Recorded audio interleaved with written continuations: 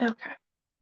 So thank you all for coming to this month's Evergreen admin meeting. We have on the agenda to talk about browser security and just kind of what folks are doing in terms of managing the physical computers outside of Evergreen that people are using at the libraries.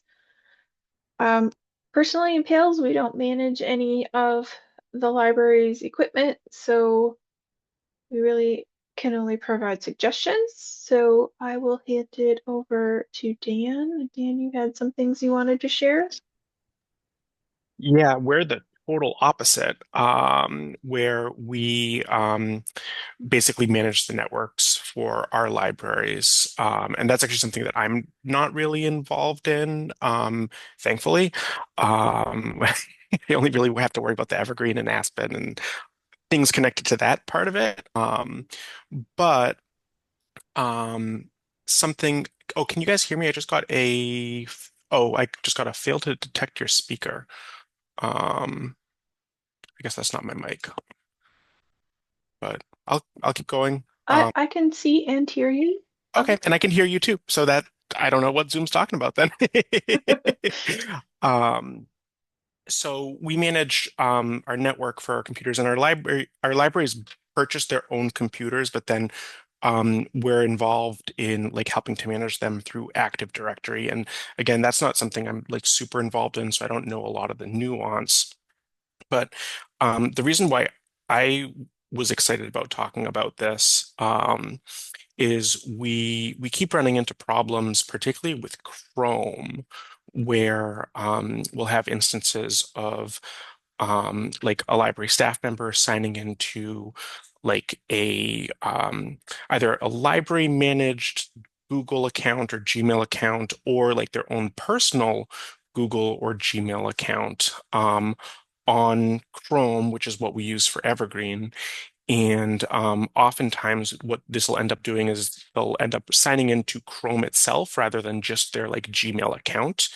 And then in the process of doing that, they end up blowing away the workstation settings because those are saved, I think, in the local storage for the particular profile that they were on and not in the local storage for the new Chrome profile that they've signed in on.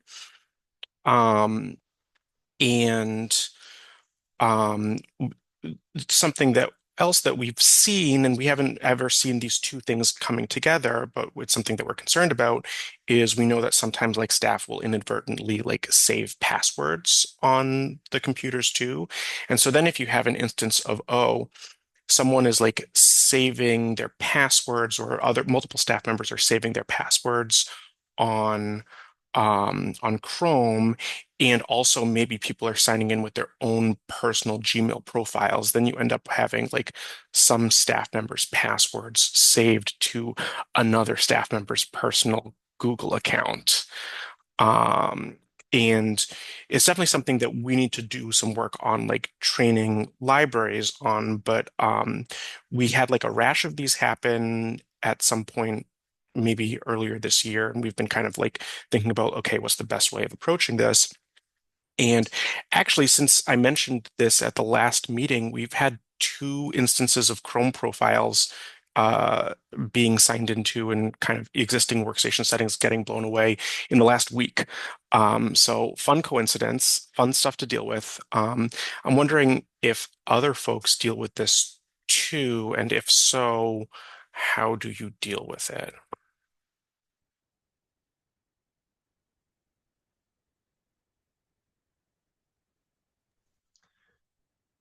We had dealt with it at ECRL when we initially switched from the desktop client to the web client. So I ended up building a customized install of Firefox Portable and then just deploying that to the workstations. That way they couldn't save passwords and such because of the way it was set up. It also had all the shortcuts for checking in and out, going to the catalog, things like that. You also have options for plugins that'll prevent them from going to other websites so they don't end up logging into their email in that dedicated browser and that kind of thing.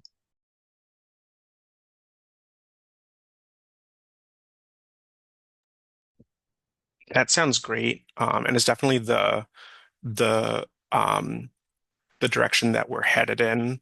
We're probably going to end up encouraging our directors to kind of say like Firefox is going to be the Evergreen browser.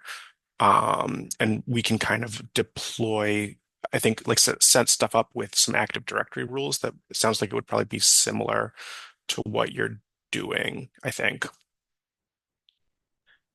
Mine is just like an installer package. So it does require admin rights just to do the initial installation since it installs Hatch as well. If you didn't need Hatch for receipt templates, then it could just be installed to, the user's user data or like local app data folder.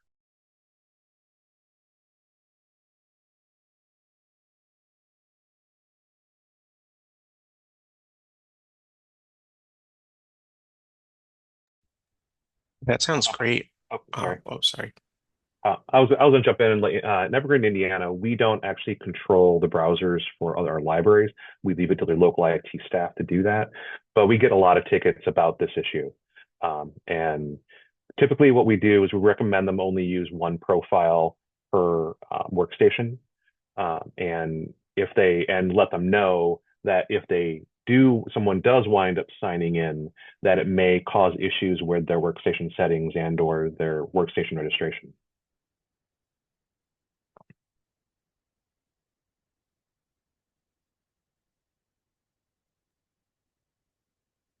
Okay, so it sounds like we're not the only ones who are dealing with this, which is good. It makes me feel better. It's not totally my fault. We've run into some of the stuff, but not enough to make me want to worry about it yet. So I'm glad you're thinking about it first.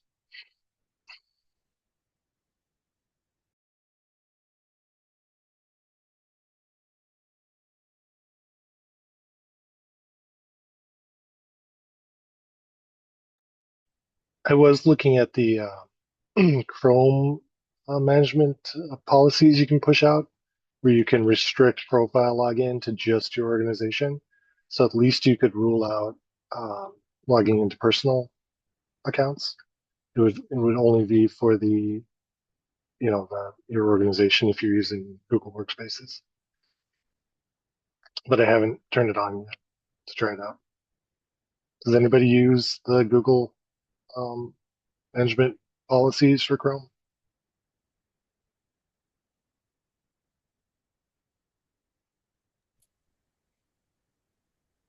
No, we don't have that level of control at the libraries.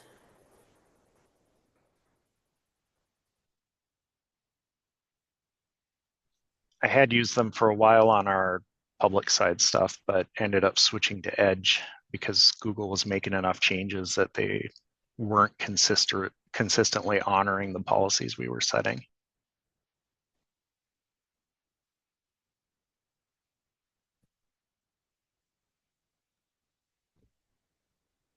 And Josh, just to clarify, when you're saying kind of what you're describing is because your organization uses Google email accounts, is that Yes. right? Yep. Okay.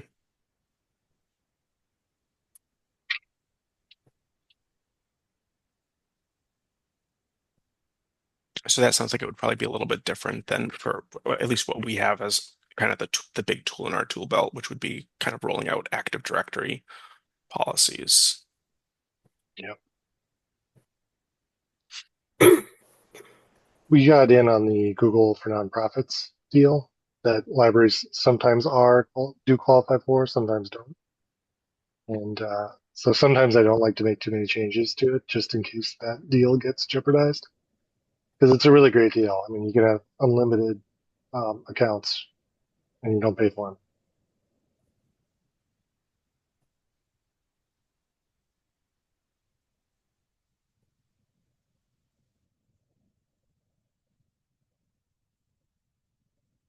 In our libraries, we have usually staff that does more things together. Usually, when we are at the at the circulation desk. We are trying to work on acquisition or anything else. So it means we don't want to restrict anything as much as possible.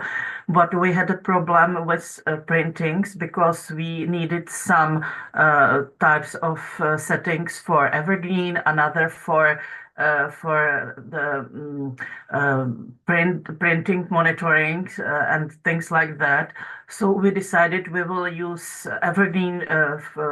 We will use Chrome for Evergreen, and for the email accounts and other application, Firefox or anything what anyone like, and it works quite well for us. So some of the problems you have described, we don't have, just because we switch browsers.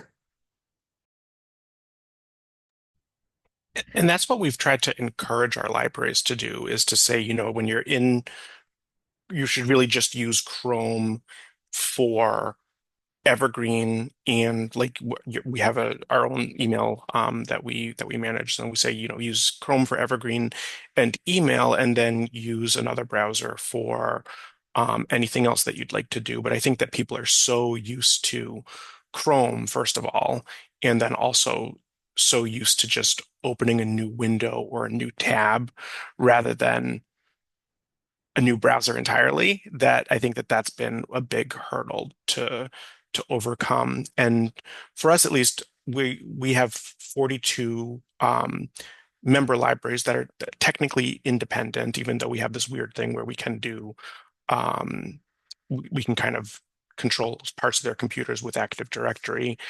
And so ultimately they are their own little teams that can make decisions, and maybe things don't always get passed along necessarily to someone who maybe only works part-time on Saturdays, for example. That's definitely one of the problems that we've run into.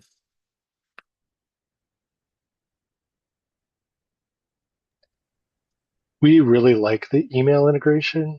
Um, so just sticking with one browser is kind of nice because I send out reports that just have direct links to Evergreen to open up a specific patron or a bib or whatever. And so if we separated the two, I think I'd lose that. And I don't think I like that. It saves a lot of copying and pasting. I do think you can set Google Chrome as the default mail client, if I recall correctly, but I'm not positive.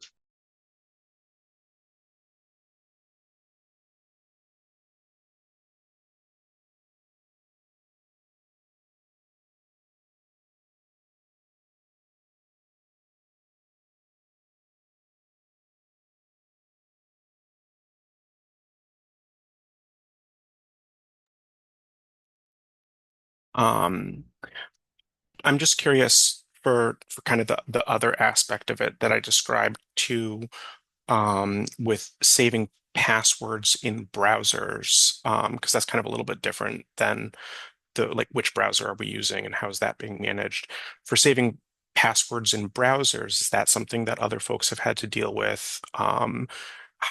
If so, how are you addressing that?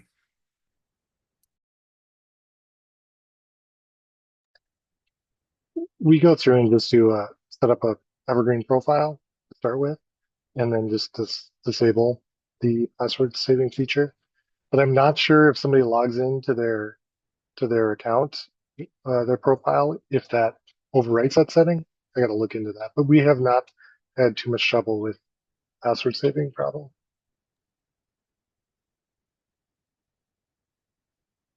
We have a we have quite a mix of locations where there's multiple staff, and then there's locations where there's one person working the majority of the time.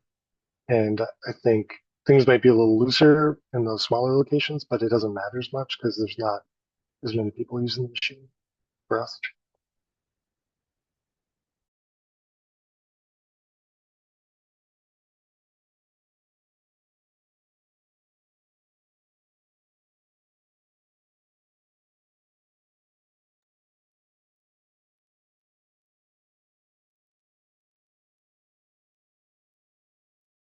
These are all really good suggestions. I'm taking notes. Um, the hardest thing though, I think, is just having that training component for staff. Like we can put in all these stopgaps as many as we can, but a lot of it comes down to, unfortunately, staff training and like basic core competencies and computer skills.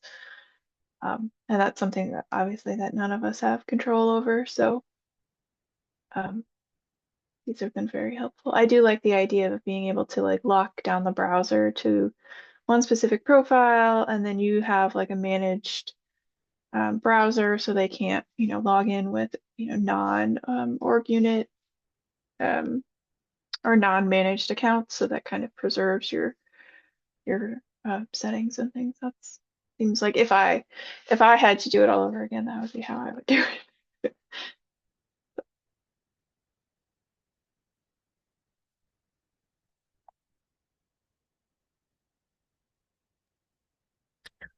Um, I think this is probably mostly a question for Ryan. How has Firefox worked out for you? Have you run into any weird things where like Firefox doesn't act as expected? Since I think most of us are using Chrome, I think. There have been a couple times after major updates to Evergreen where they've discovered a bug in Evergreen that was specifically just for us. So they usually resolve it pretty quickly after we determine what the bug is and ask them to fix it. We have had Firefox act a little strange recently and like save addresses or offer to save them, even though we turned that setting off. And I did figure out how to manually disable it in the configuration. So it's not major things, just minor issues occasionally. Ryan, do you test completely on both Chrome and Firefox when you're getting ready for a new release? No, I do have some users over in tech services who use Chrome and Firefox, just depending on which workflow they're in, because they have preferences for one or the other. But I don't myself test any of that. We do all our testing at CW Mars in Chrome because we'd never get up on a new release if we went through all the same steps on, multiple browsers. So that's what we tell people, that all our testing is done in Chrome. So if you find something in whatever else you're using, we can't, necessarily do anything about it.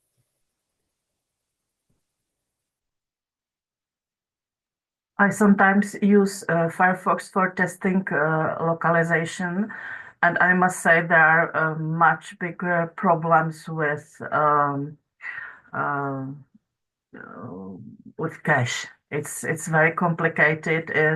It's much worse than in Chrome. And Chrome is already bad enough. Yes, it is.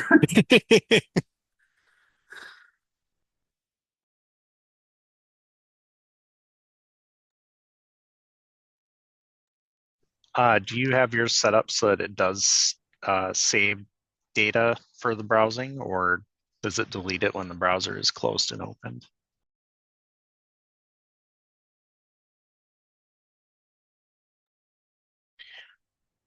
For us, we haven't implemented anything to actually make any big changes to the browsers yet.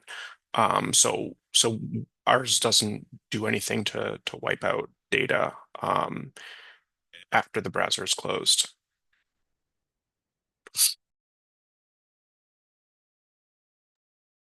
One kind of nice thing about having a standalone portable install is that it's separate. So you can have a system install of Firefox and, the separate dedicated browser just for Evergreen. So in this setup, I can have it clear all the cache data every time the browser is closed, which has helped us avoid a lot of unusual issues.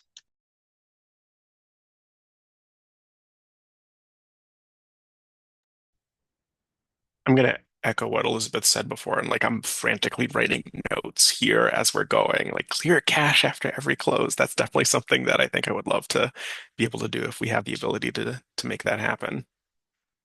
Be more than happy to share my configuration data and my installer script and everything else I've got if you guys want to duplicate this setup. It was pretty fun to set up. Sounds great if you don't mind sharing it. I'll put my email in the chat and we can add it to the notes.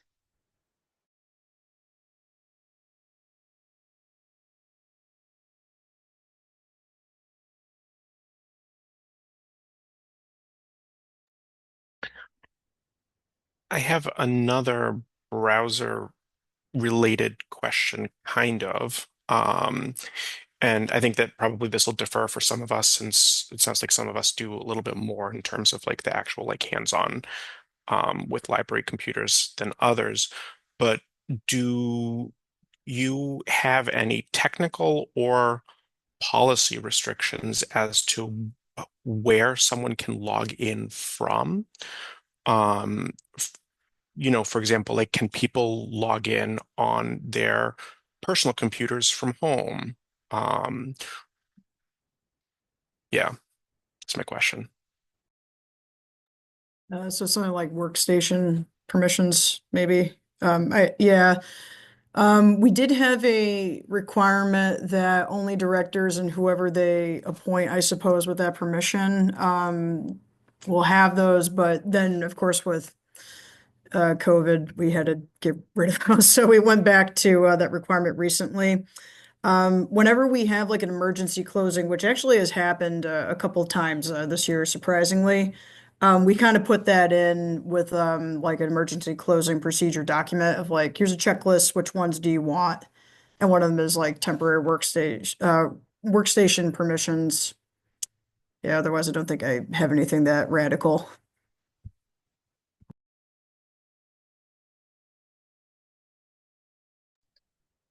We don't restrict where people can log in from, and it's been nice for outreach, where somebody will just grab a hotspot and go over to a service point and use it there on short notice. I think we could use like a VPN. We did that in the past, but it's just heavier to set up. And we've been using Chromebooks for our outreach now, and I have not looked into VPN on Chromebooks yet. I have really wished that there was better logging for staff logins by IP address to just sort of keep track of where people are logging in from. And I'm not sure that information is there right now. I don't think the IP address actually gets logged when somebody logs in a like one line that would be easy to parse out. We tell libraries they should be using a library device, if they're going to bring a laptop home. And we also tell them that they must be over a secure network with a passworded network for Evergreen, patron confidentiality and all that. And so then the call ends and they go home and, you hope that they're being secure.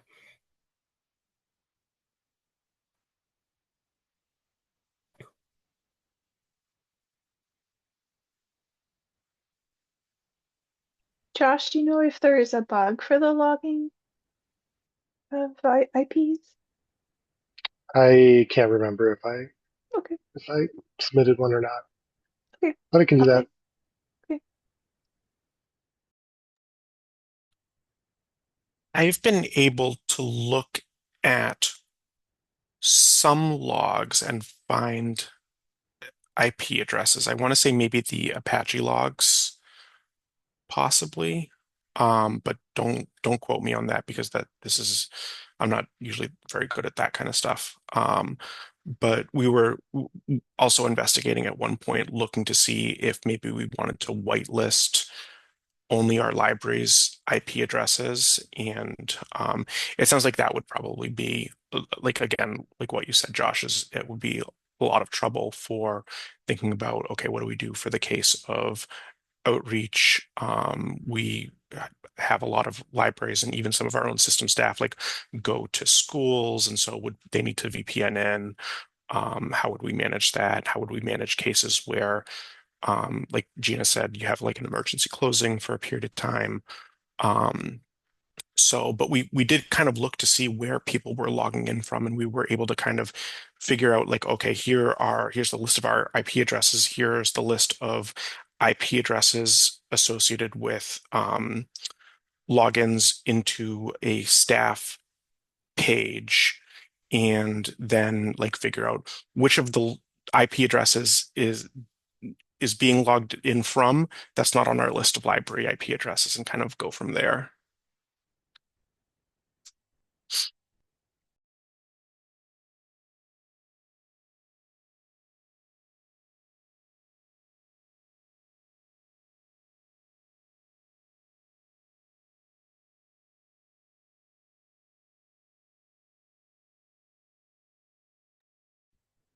Oh, it looks like Elizabeth, you found a bug. Your bug for whitelisting. Oh, that is my bug, isn't Yeah. it? Um, yeah, so I think that my question was inspired by um, I think Kathy's pre-conference. Actually, it says it right there. It's, yeah, in the data everywhere pre-conference session. Um, and then after Andrea put that comment in, that's when we're like, oh, okay, maybe we should look at our IP address, our IP addresses instead. So I guess I have been thinking about this for a little bit, huh? Yeah.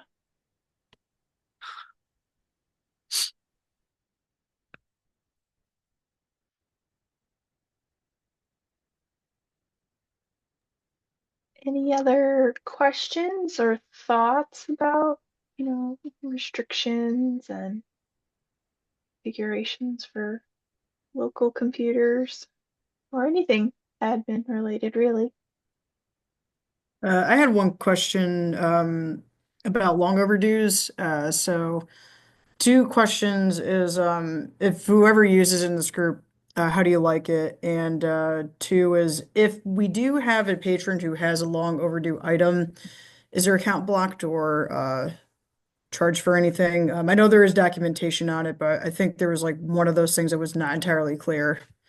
They can add later on in a pull request, but yeah, we're thinking about potentially rolling it out because we had a couple libraries ask. One in particular just went fine free. So in order to, like, they're thinking that they might have to make their mark loss and overdues a bit more aggressive, like something like 2 weeks since mark loss. But they were thinking if there was like something in between, if that could like help them. So that's where this is coming from. We haven't implemented it here yet. We don't use long overdue, but we have a few libraries that use the penalty thresholds. So if they have an X number of overdues, they automatically get blocked from, like either a full block, or we've been using in some instances the ability to customize them. So sometimes some libraries want them to be able to place holds and get the holds filled, like captured, but they can't check it out until they return something or renew it or any of that. Once their account clears the block. That's kind of how a few of us. That's how we've been using for fine free libraries. We don't block for overdues, but we block if they have a billed item. If they have one billed item, then they're blocked.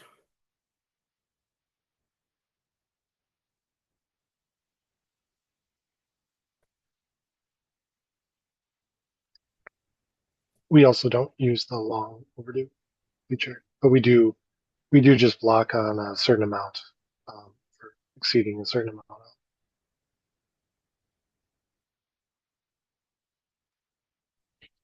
We also do not use long overdue, but same here. We have a certain number of overdues as a group penalty, and that's actually something that we have as a system-wide penalty that's kind of been decided upon by our group of directors. Yeah, because the way that read it from the documentation, this was yesterday, so I might just not be remembering correctly. It didn't seem like if you had an item that was in long overdue status, it didn't block the account. And I think like fees and everything like that, because that setting is also interesting too, because I didn't realize that there were so many sub library settings that like could really customize it to basically like whatever you want to do. If you want to have the accrued fines add in later, like after the items checked in, you could.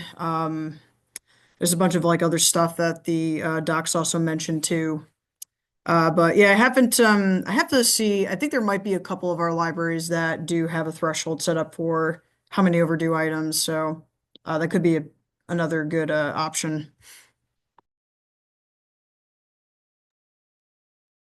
Just looking at our local admin stuff real quick, it looks like there is a patron exceeds long overdue count standing penalty type. So you probably could um, use that. I just don't know how that works.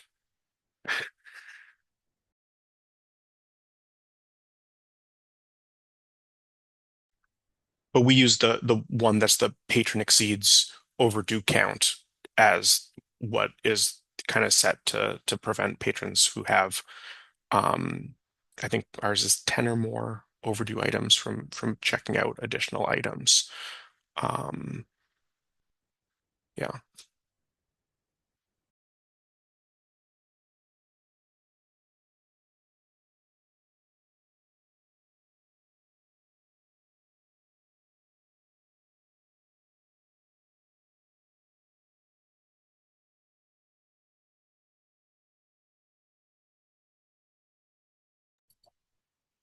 Do any of you have plans to implement the relatively new development in Evergreen for MFA? Like soon?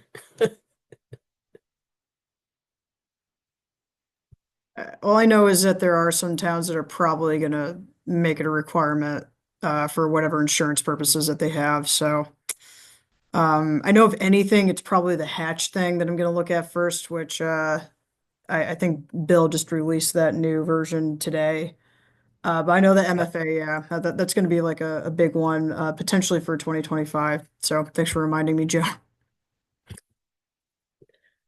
We'll have a challenge because we have libraries that, use generic logins because they're at the circ desk and whoever hops on the computer, you know, and Yeah. so it's not so much implementing MFA. I think that will be difficult as the framework behind it, how everybody's set up. What I kind of liked about it was if you have like a Google Authenticator app, that was probably like my favorite way to Yeah. authenticate. And I feel like a lot of our libraries do use Gmail anyway, so they might be able to. But again, the only thing that's kind of weird is like asking for people to do something mobily, I guess, because I try to at least have like a separation of like my personal mobile device versus work. Yeah. So I feel like probably email may be the more common method. That's just my assumption right now. That's what I'm thinking too. I think Well, some of the, sorry, go ahead. no, it's all right. I, I think that some of those MFA apps are way more invasive than others as far as actually imposing policies on somebody's phone. Whereas if you just have a simple TOTP app, that isn't giving your workplace access to your phone. Like I think Microsoft Duo is a big one. I think that really lets them remotely wipe your phone if they want. So I think it's just a complicated thing for the personal use devices.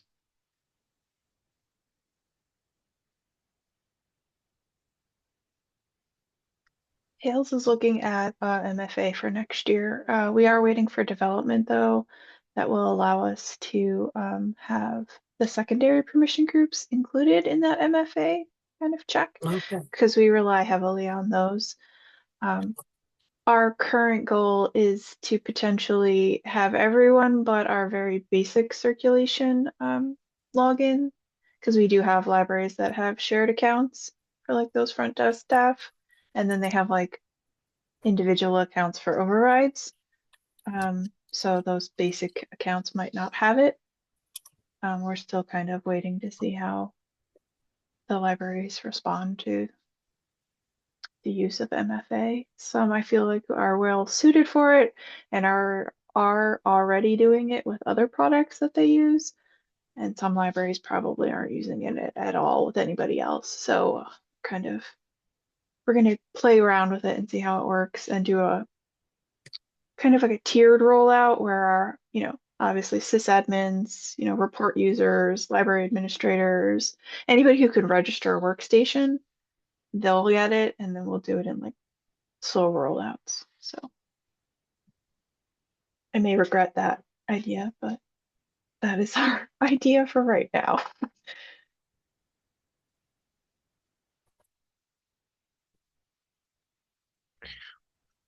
We're on 3.13 now. I think that MFA was introduced in 3.14.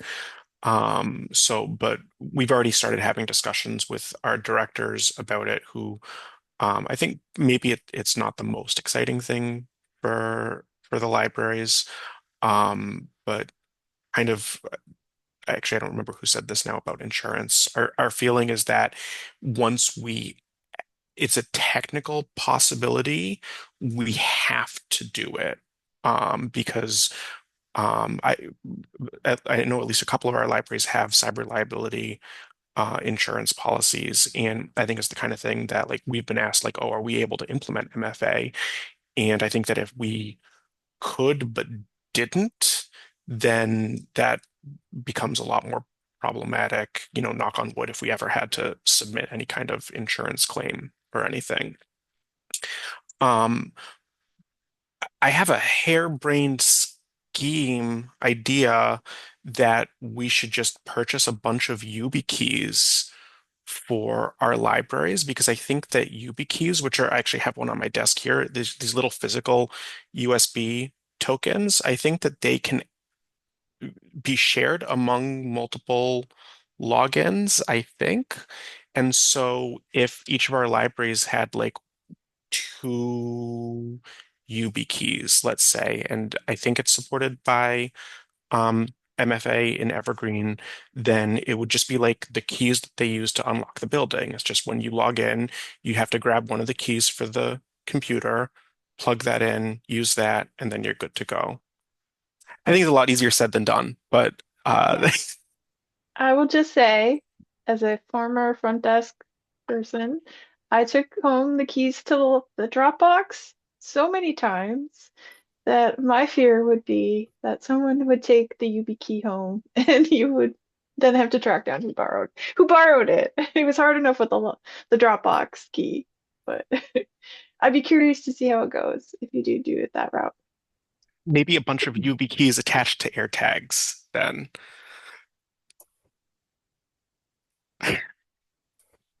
Yeah, track the key. Yeah.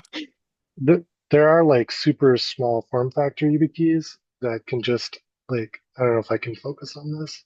I think there we go. That just stay in the machine and won't get messed up by somebody accidentally snapping it off. It's probably better for laptops, but that would, restrict the login to that machine, guaranteed. If you have multiple machines, I'm not sure how that would work for you.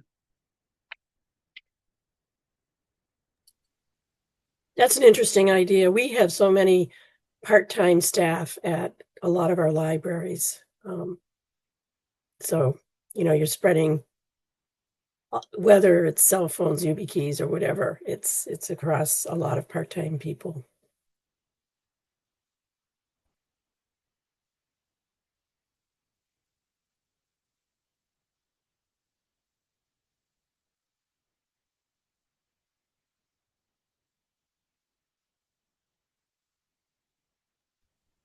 I think it is probably mostly harebrained, but I don't know.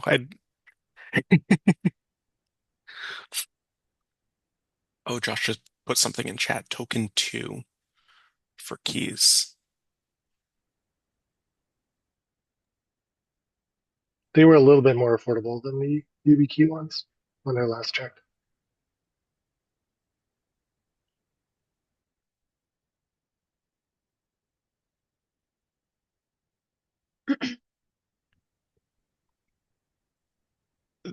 This is also, I don't know if this would work, but just to throw out an idea, is that some password managers have the TOTP um, generators, readers, I don't know what the term is, built in. And so like if you have a case of having like shared logins, if you could have a shared password manager too, that can you would just have that like refreshing number every 30 seconds. And if you had that built in, it kind of maybe defeats the purpose of MFA a little bit, but it's maybe a good way of managing it if you do feel like you have to implement it, but also are using shared logins.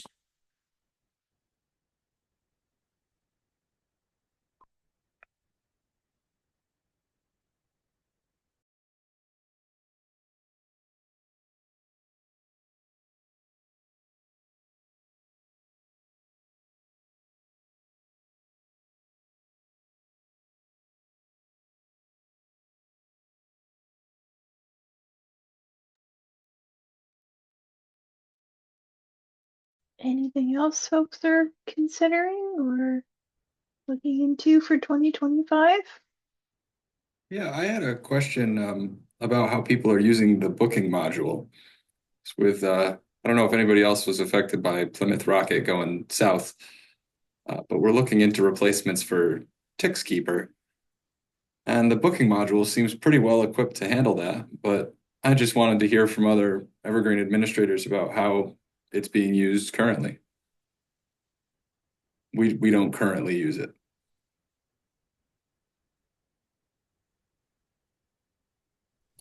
Last time we tested booking, which has been a while, patrons could not book anything, like through the public catalog, the OPAC.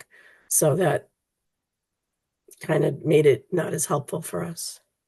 Yeah, we noticed that, and we had one library tell us that that was kind of like a deal breaker for the booking module. But we've had a director from another library that seemed very excited about it. So that's interesting that you were hearing that as well. We here at Sitka have a few of the post-secondary libraries that use the booking module, and most of them have recently decided to stop using the integrated booking module and use a third-party booking software. I can find it for you if you're interested. Sure. Yeah, and I'm also curious why they decided to do that. Was it because they were missing the patron side and they wanted? Yeah, I think the patron side is a big thing, and then the booking module itself has quite a few bugs. It's improved in the last like 12 years or so to the point that it's mostly usable, but the bugs are quite frustrating. Like there's duplicate bookings, it doesn't check the status of the item, the resources that you put in the booking module are not necessarily the same as like the items that are in your catalog, which causes them issues. You can book items that are in your catalog, but you also create resources that are in the catalog, and then those items sort of just exist in booking. They don't really exist anywhere else, and that caused a lot of issues. Yeah, I found the resources and resource types a little convoluted. Yeah, and so if you're like, if we have some libraries that are just using it for equipment, and that works pretty well. But a lot of our libraries are wanting to use it for like room bookings, and not being able to let the patrons do it is an issue. And then just the duplicate bookings, they've added like a sorry, the words are escaping me now, but sort of like a calendar view, so you can see a grid of the bookings, but it still allows you to book items twice, which is a big problem. Good to know. Yeah, I have a Launchpad search for booking module bookmarked in Chrome. Mm-hmm. So it's not rolled out to anybody, but there were some people that liked the way it looked the way it is. This is the first I'm hearing of the duplicate booking. Yeah, I think if you look in there, there is a bug for it somewhere. It's been a while since I've actually like looked at booking, so I'm reciting most of this off of stale memory. Yeah, let's see.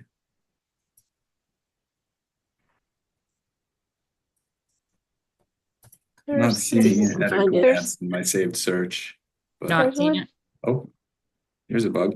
Let's see. Is this it? Duplicate resource options.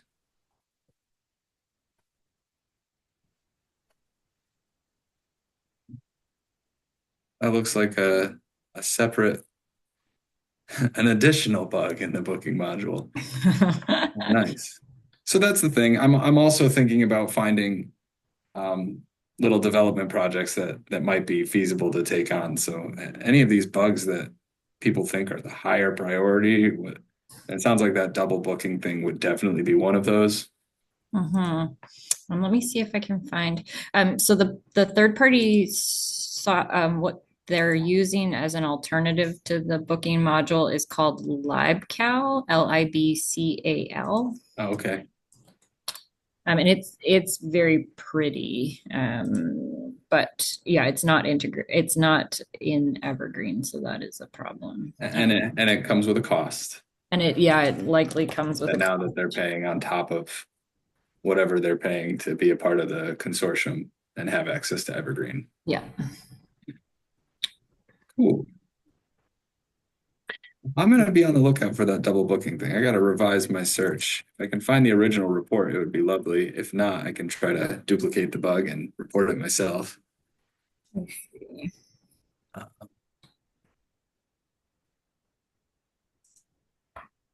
Yeah. I don't have any other specific questions about that. So if anybody has anything else they want to throw out, I'm open to it all. But otherwise, I appreciate it.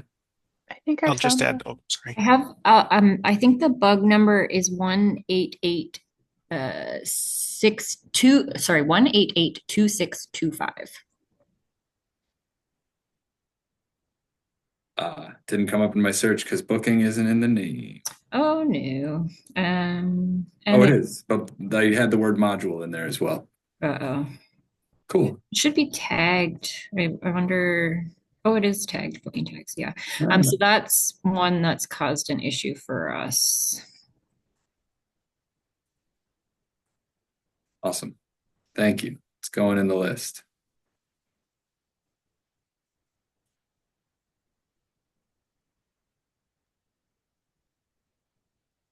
Awesome. Thanks. And is it okay if I put in the notes that you're looking at booking projects in?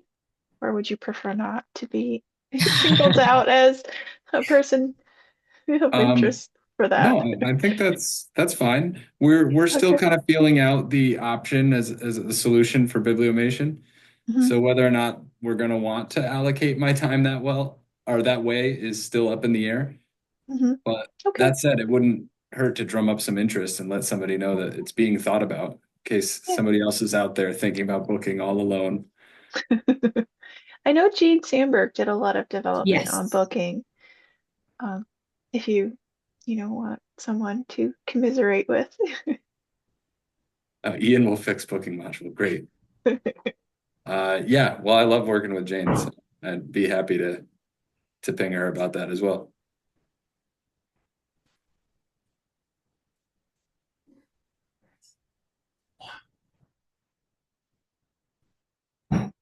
Great.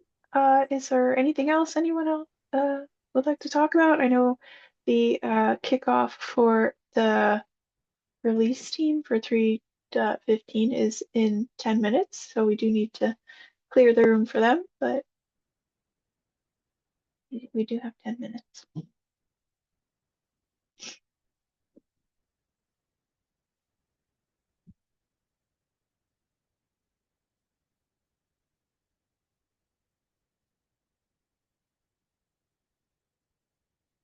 Great. I guess we can adjourn for the year. It's already creeping up on us so quickly. We'll meet again in January on, let me get the date. The 21st is what it's looking like. But I'll send out a reminder when we get close to the date. Does anyone have a specific topic they're interested in? Or should we do open agenda type topics? I don't have one at the moment, but I'm sure I have many. All right, feel free to email me if you have anything in particular. But otherwise, happy holidays, everyone. Have a good Happy day. This holidays. was helpful. Thank you. Thank you. Thank you very much, everyone. Thanks.